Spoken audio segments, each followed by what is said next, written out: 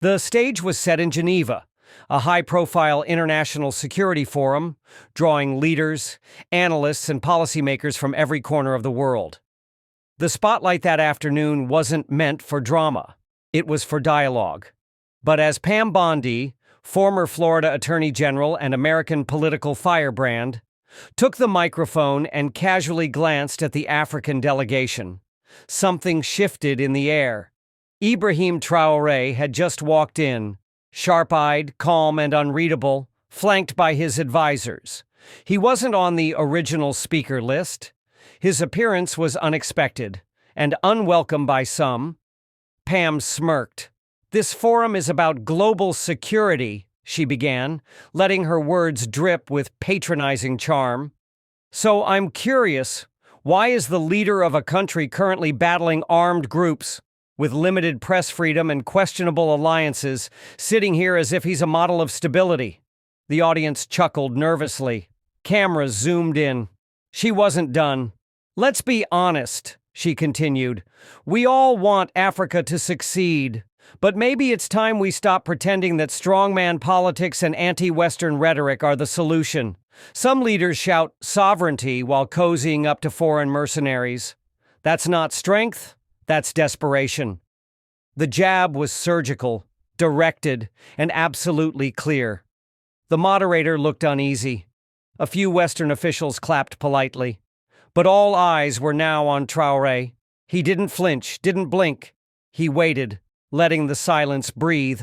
Then he leaned forward toward his microphone and spoke, not with anger, but precision. "Madame Bondi," he began, "I admire your confidence. It takes a special kind of courage to lecture Africa on stability, coming from a country where schools require bulletproof backpacks and elections end in courtrooms." A pause. Audible gasps. A shift in the room's energy. "You speak of mercenaries. Let's speak of history. Who trained them? Who armed the first rebels? Who drained our resources and called it aid?" Pam tried to interject, but Traoré raised a calm hand. "No, please. You mocked. Now listen." The room, stunned, obeyed.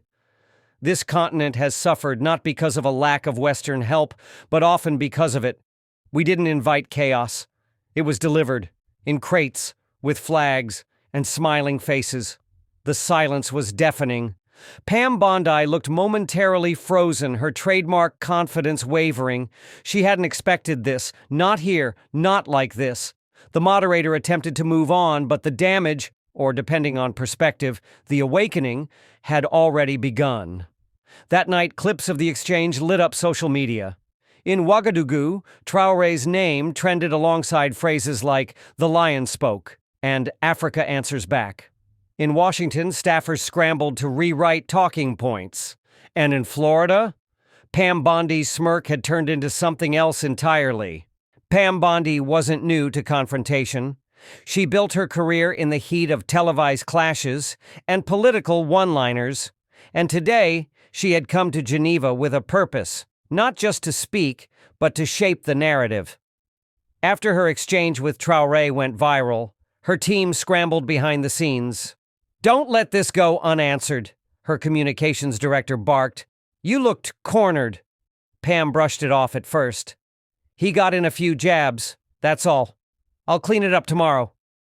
But as she scrolled through her phone, watching millions share clips of Traoré's remarks, the calm dissection of American hypocrisy, the unshaken demeanor, she felt the sting. He hadn't raised his voice, he hadn't insulted her directly, but somehow he'd made her look exactly like what she always claimed not to be, part of a crumbling empire trying to dictate terms it no longer controlled. She needed a comeback, a bigger stage. So that night, Bondi called a press conference. Dozens of journalists filled the hall, eager to hear her response. She opened with a smile. "Earlier today, I was addressed by Captain Traoré," she said, emphasizing his rank as if to diminish his legitimacy. "He gave quite the speech. But speeches don't build nations. Actions do. And if he spent less time reciting rehearsed monologues and more time feeding his people, maybe Burkina Faso wouldn't be on the brink." A few journalists nodded, but others hesitated. The tone felt personal. Bondi continued, I refuse to be lectured by someone who's more interested in blaming the West than solving his own country's problems. He talks about sovereignty, but hides behind Russian weapons. Talks about dignity, but silences journalists. Talks about Africa rising while partnering with mercenaries. Her voice sharpened. If Traoré wants respect on the world stage, he should earn it, not demand it. She turned, dropped the mic, and left. But something felt off. The room hadn't clapped. Not really. The energy wasn't with her. And Traoré?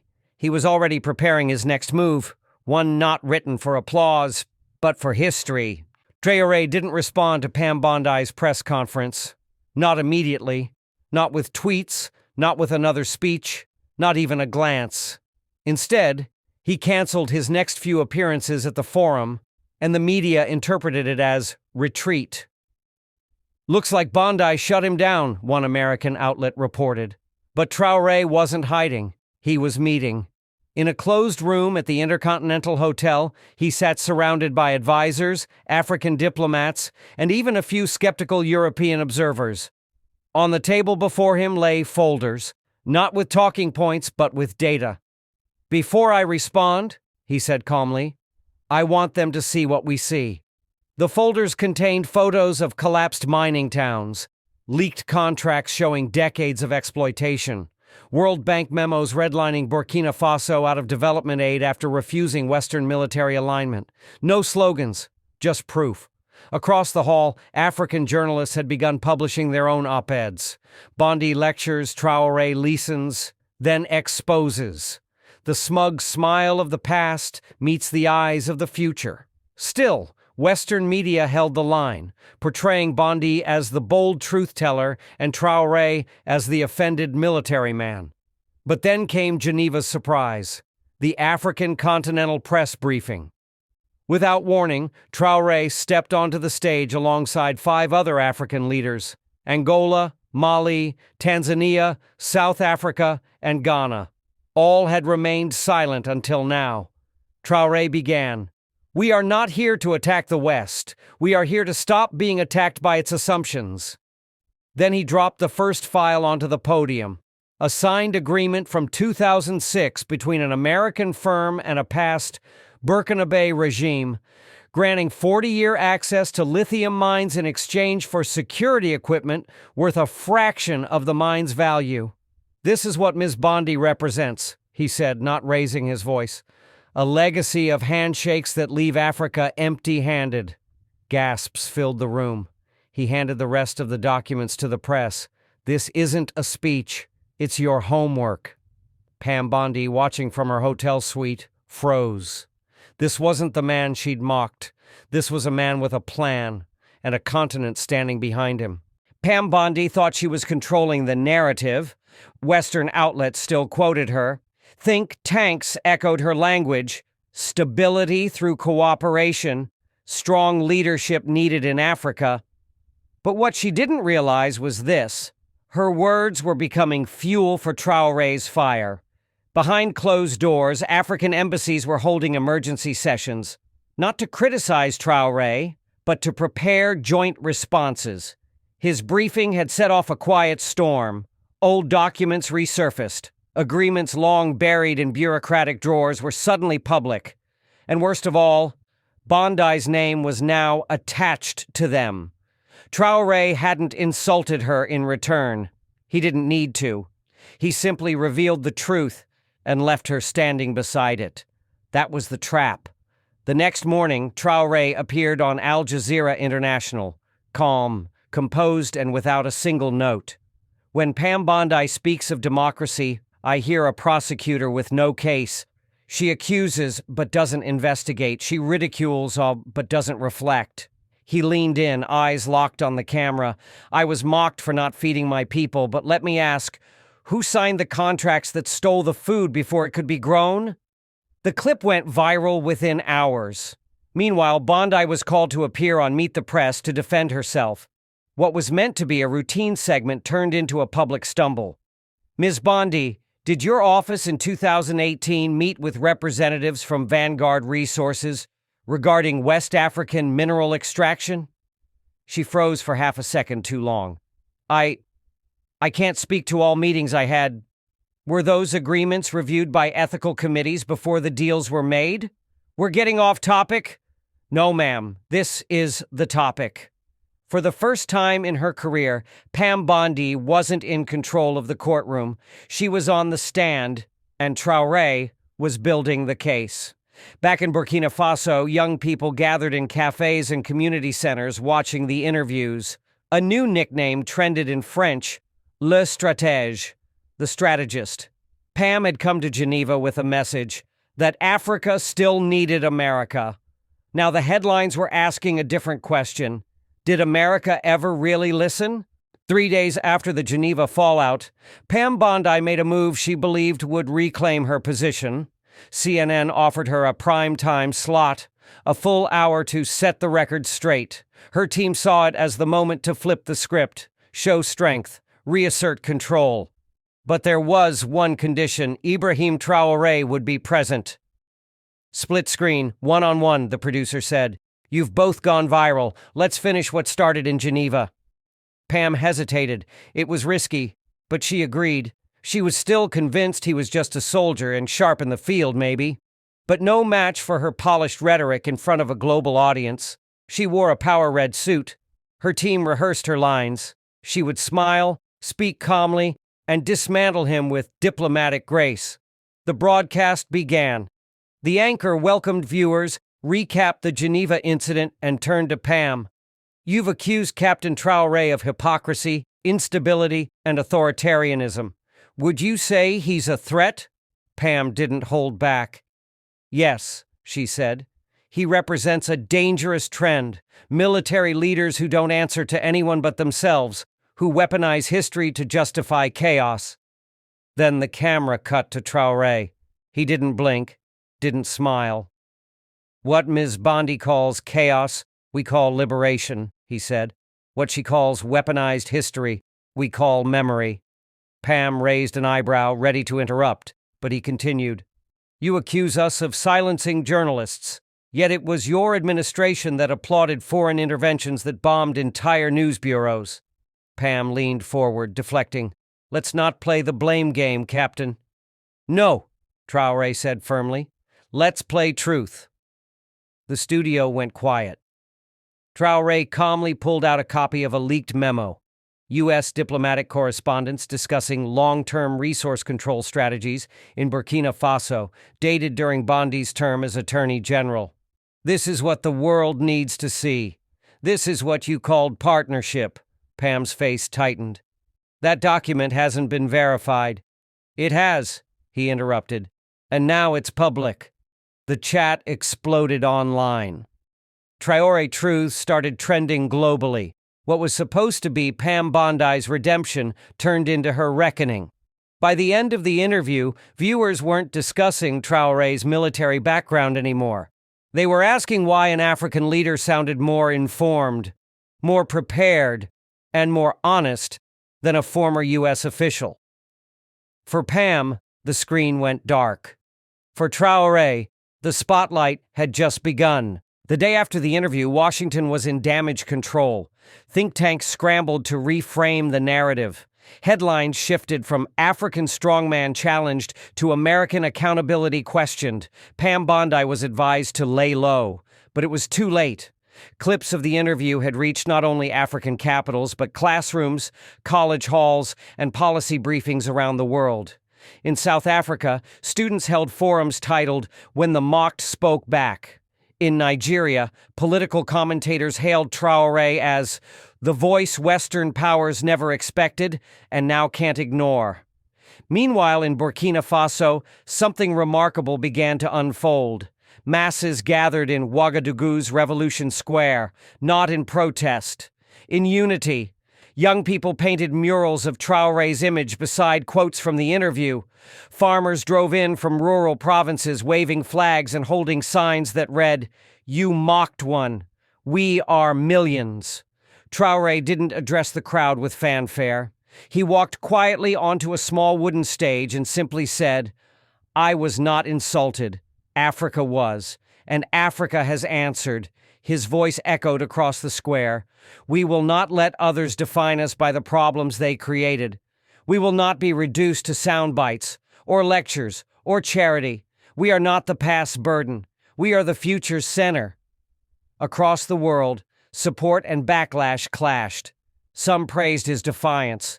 Others labeled him anti-American, divisive, or dangerous. But in the global South, something had shifted. Traoré was no longer just a transitional leader of a landlocked country. He had become a symbol, and Pam Bondi, she released a short statement from a private office in Florida. No press conference, no interviews. I stand by my commitment to democratic values, it read, even when others twist them for applause. But the applause wasn't for Traoré's performance. It was for the facts he brought, for the calm he maintained, for the truth he spoke, in a room that tried to silence him with a smirk. At a security briefing days later, a U.S. diplomat leaned toward her and whispered, "You thought he'd be a headline. He became a movement." Pam didn't respond, but for the first time she understood. This wasn't about image anymore. This was about history catching up. Pam Bondi's confrontation with Traoré had triggered something no one in Washington fully anticipated: diplomatic recoil. Within a week of the televised interview, 6 African nations postponed or outright canceled scheduled meetings with American representatives. A 7th, Namibia, went further, issuing a rare statement. We will not accept lectures from those who view our independence as an inconvenience. At the UN, a previously overlooked African-led resolution on resource sovereignty gained sudden momentum. Delegations from Latin America and Southeast Asia joined in support. For the first time in decades, the Global South wasn't merely present, it was coordinated. And at the center of it all was Traoré. He didn't organize the wave, he sparked it. Pam, watching from a Florida estate, was stunned by the cascading consequences. This wasn't how things were supposed to go. Her allies tried to assure her, the media will move on. Another story will break. Stay quiet, let it fade. But it didn't fade. It deepened. French outlets published leaked recordings of corporate executives discussing damage control in the Sahel. German newspapers ran front-page headlines, "The General Who Undressed the West." Bondi's legacy, once built on polished appearances and sharp sound bites, now carried a stain. Wherever she went, someone asked about that moment, that smirk, that takedown. In Geneva, a second panel convened to discuss power asymmetry in global diplomacy. Traoré was invited to open the session. He stepped up to the podium, but this time, instead of referencing Bondi, he told a story. A few years ago, a Burkina student asked why his village had no clean water, while a foreign company nearby drilled daily for minerals. I told him the truth, because his village wasn't the one being listened to. He paused. Now it is. The audience, diplomats, scholars, journalists, rose in silence. No ovation, just stillness. The kind that marks a turning point. Pam Bondi's team released another statement, this one defensive. Foreign governments should not manipulate media narratives to undermine Western partnerships. But the world didn't buy it. The narrative had changed, and it hadn't been manipulated. It had been revealed. Traoré hadn't needed to raise his voice, wave flags, or rally mobs. He did something far more dangerous. He told the truth and refused to back down. While Western leaders huddled in policy rooms trying to contain the diplomatic fallout, Ibrahim Traoré was already moving forward, not to escalate the conflict, but to capitalize on the momentum. In Dakar, Addis Ababa, and Accra, African leaders began echoing his message. Sovereignty not as defiance, but as necessity. Pam Bondi had mocked a man. That man had resurrected a voice, one long buried under aid conditions, military dependencies, and polite diplomatic silences. Back in Florida, Bondi remained uncharacteristically quiet. She declined interviews, canceled conference appearances, and was even urged by longtime political allies to wait this one out. But silence couldn't compete with substance. Traoré convened a summit in Ouagadougou, not for presidents but for African youth leaders, entrepreneurs, and local journalists. Cameras were banned, no Western press. It wasn't a show, it was strategy. What happens when the world stops speaking about Africa, he asked, and starts listening to it? They didn't cheer, they took notes. In contrast, Bondi's silence created a vacuum, one filled by critics from both sides. Some accused her of arrogance, others of ignorance. A few die-hard defenders attempted to revive Cold War-era talking points. We can't let the Russians or Chinese influence Africa. But the problem wasn't foreign influence. It was the assumption that Africa needed someone else to shape its future. And that assumption had just been shattered. At an off-camera roundtable in Brussels, a veteran diplomat from Norway leaned forward and admitted, "We never thought this would happen. One man, one moment, and suddenly the balance has shifted." "Traoré?" someone asked. "No," the diplomat replied. "Truth, delivered plainly." In private correspondence leaked days later, U.S. officials admitted what they hadn't said publicly. Bondi's comments had accelerated regional alignment against key American interests.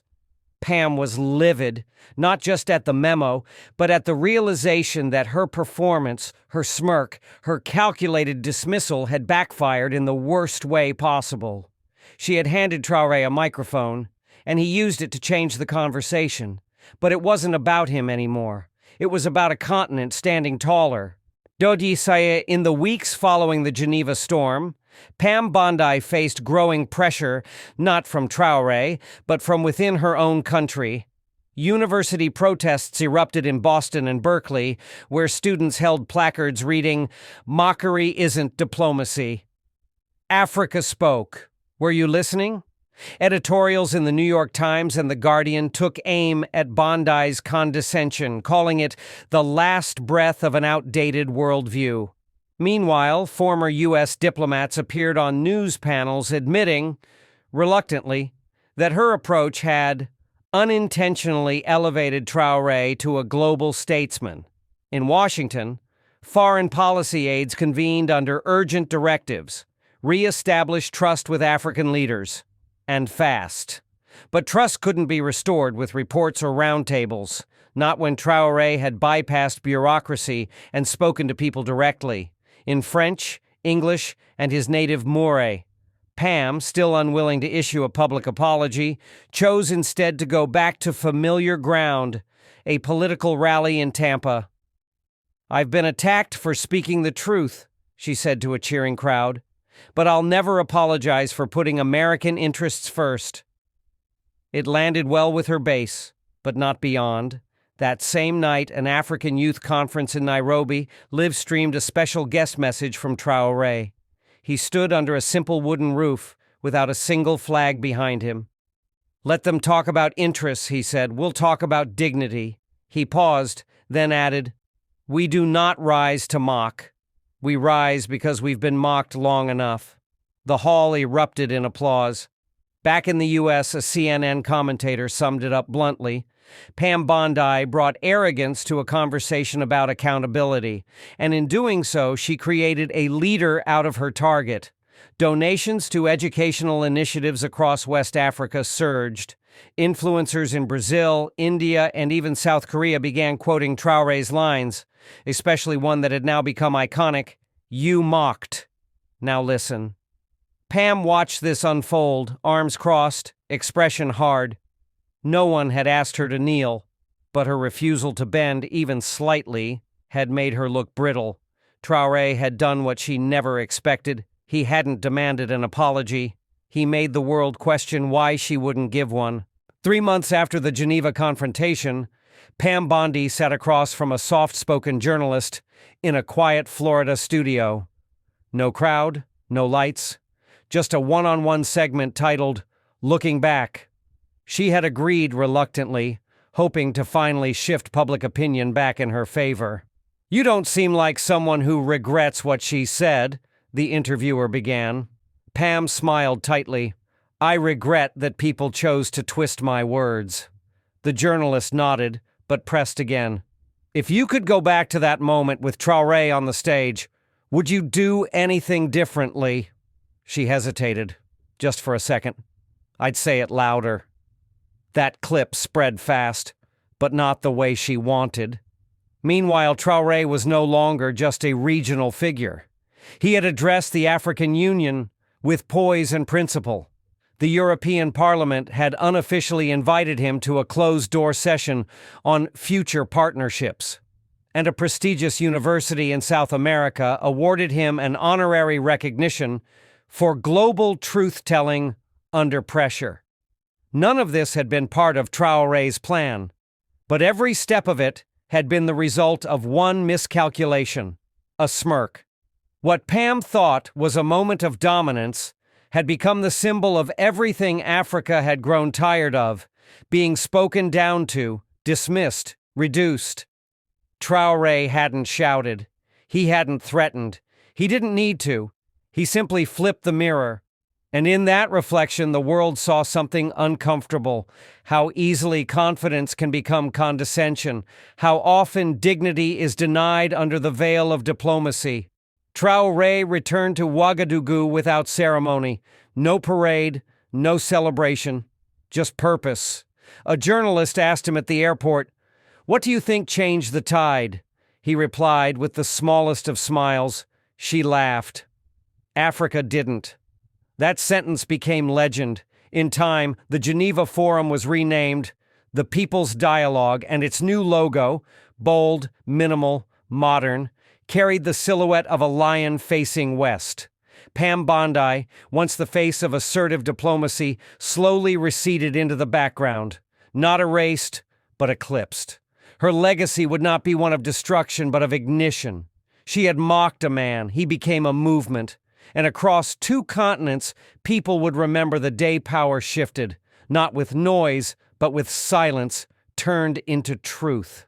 When Pam Bondi stepped up to that microphone in Geneva, she carried the confidence of a world order that rarely got challenged. A voice used to being the loudest in the room, rarely the most questioned. But across from her stood not just a military man, not just a president, but a continent's unspoken history, wrapped in calm, dressed in clarity. She laughed. He didn't. Traoré didn't strike back with rage or insults. He didn't need to. He answered with something far more dangerous, truth. And when he spoke, the world listened, maybe for the first time in a long time, not to a Western diplomat, but to the voice of a continent that had waited too long to speak on its own terms. Pam Bondi mocked him. She thought she won the moment. But moments pass, movements don't. That day in Geneva wasn't the collapse of her reputation. It was the beginning of something bigger, a shift, a reckoning, a reminder that dignity, once awakened, doesn't go back to sleep. She brought a smirk, he brought a mirror, and the reflection changed everything.